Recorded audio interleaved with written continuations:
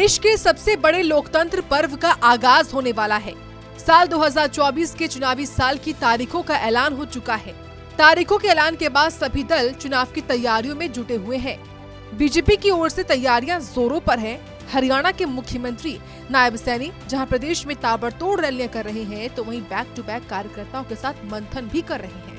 इसी कड़ी में करनाल में मुख्यमंत्री नायब ने कर्णकमल में कार्यकर्ताओं के साथ मुलाकात की और करनाल विधानसभा की कोर ग्रुप की मीटिंग में हिस्सा लिया, जिसमें चुनावों को लेकर रणनीति तैयार की गई। बैठक के बाद मुख्यमंत्री ने 10 की 10 सीटों पर जीत का दावा भी किया। बैठना हुआ था, उनसे बातचीत हुई और जो काम हमारी सरकार ने किए हैं, आदरणीय मनोहर लाल जी ने किए हैं, या कुछ और लोगों की जो बात हमारे सामने आएगी उसको सुन करके, और अभी तो हमारे सामने क्योंकि चुनाव है, इस चुनाव के अंदर उपचुनाव है करनाल का, हमने 10 की 10 लोकसभा की सीटें और ये उपचुनाव बड़े मार्जिन से हम जीते, इसको लेकर के हमने सारी रणनीति योजना बनाई है।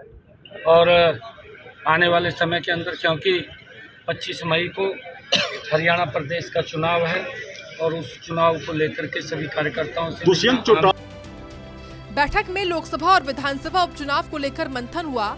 इस बैठक के बाद मुख्यमंत्री ने जहां आगामी चुनाव की रणनीति के बारे में जानकारी दी, तो वहीं विपक्ष पर भी जमकर निशाना साधा। उन्होंने कांग्रेस के लोकसभा चुनाव को लेकर उम्मीदवारों के नामों के ऐलान को लेकर घेरते हुए कहा कि विपक्ष के नेता डरे हुए हैं, उन्हें हार का डर सता रहा है।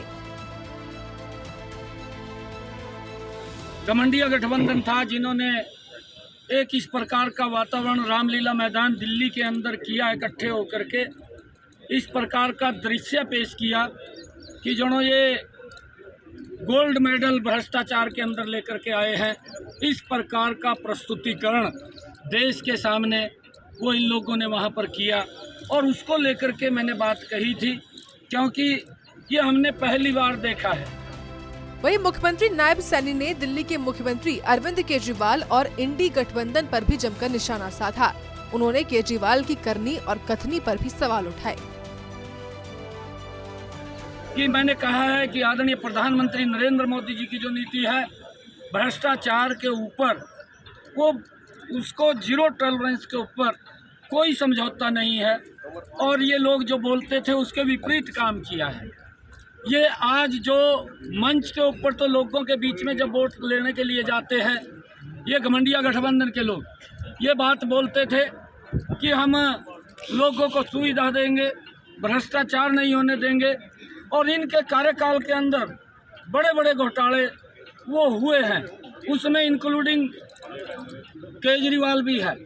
और केजरीवाल जब ये बात बोलता था मंच से कि अगर मेरे ऊपर या मेरे मंत्री के ऊपर कोई भी चार्ज लगेगा तो मैं तुरंत त्याग पत्र दे करके मैं उसकी जांच करवाऊंगा, और आज तिहाड़ जेल के अंदर भी बैठा है, ना तो त्याग पत्र दे रहा है।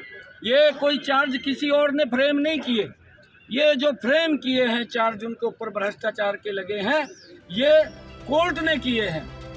बता दें कि कोर्ट से मुख्यमंत्री अरविंद केजरीवाल को राहत नहीं मिली है, जिसके बाद जहां केंद्र के खिलाफ विपक्षी गठबंधन ने मोर्चा खोला है, तो वहीं अब बीजेपी की ओर से भी सभी पर जमकर निशाना साधा है। करनाल से हिमांशु नारंग की रिपोर्ट।